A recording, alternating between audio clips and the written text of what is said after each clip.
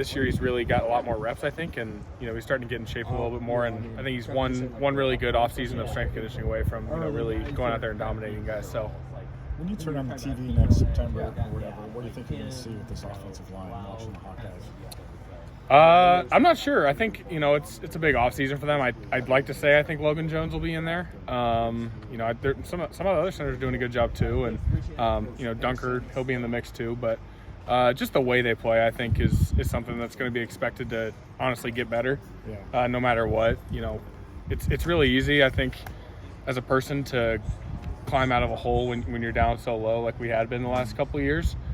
And I'm really excited to see with this group, going forward, whenever that time comes, how they respond to success, because that really tests, how we are as a team, especially as a unit and offensive side of the ball. So, did you know that Iowa led the Big Ten in rushing this year for the first time since 1960? I did know that. Yeah. What do you make of that? And well, how do you Nebraska wasn't the greatest run game. Yeah. So how do you alleviate that? Yeah, the 1960 team was probably pretty good too, because back then they did that and went to the Rose Bowl, because all you did back then was run the ball, I'm sure, most of the time. So,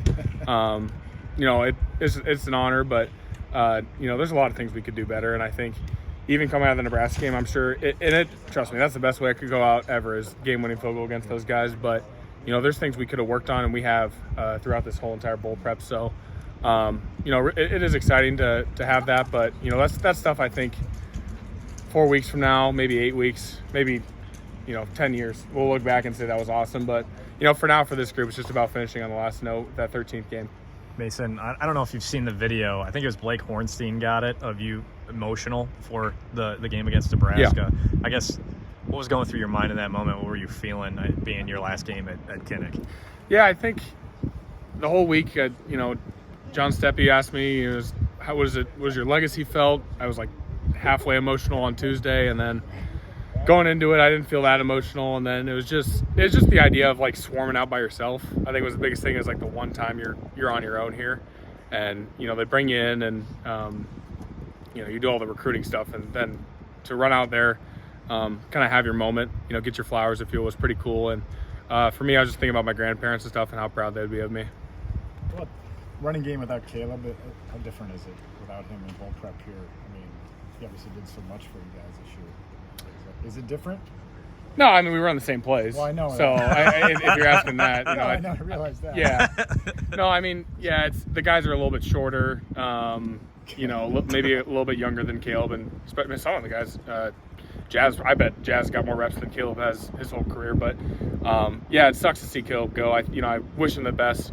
I want it on the record, he still owes the O-line a dinner, so you guys can hold that to him. He got out of here before, but we'll get him pro day or something like that. So you guys can put that on your timeline or something like that.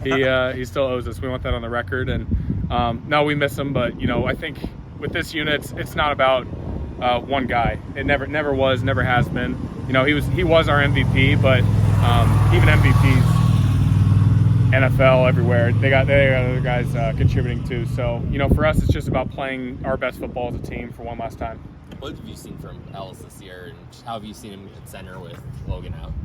Yeah, I really feel bad for Logan. I think not the only bright side of this in my mind is Logan is coming back and Ellis can't. That's the only thing that is beautiful about that to me, is that Ellis gets his shot. But we're all family, and we feel for Logan. Obviously, Ellis he's been waiting for his moment. I know he got in there a few games and had ups and downs, but I think he's ready for this. He's been dying for this, and I think learning the news he's learned in the last month, he's just been ready to go at it, with the group and help lead us out there as a center. So really excited to see what we can see from him. He's a heck of an athlete, heck of a guy. You can't say a bad thing about him. I think guys are brought into him. You think of our captains, or two of our captains are Lachey and Higgins, and he's always around those guys, and they're always around him too. So he's infectious, if you will, and just a great team guy to be around. So Els has done a good job stepping in all year, his whole career, and just expect nothing but the same from him. All right.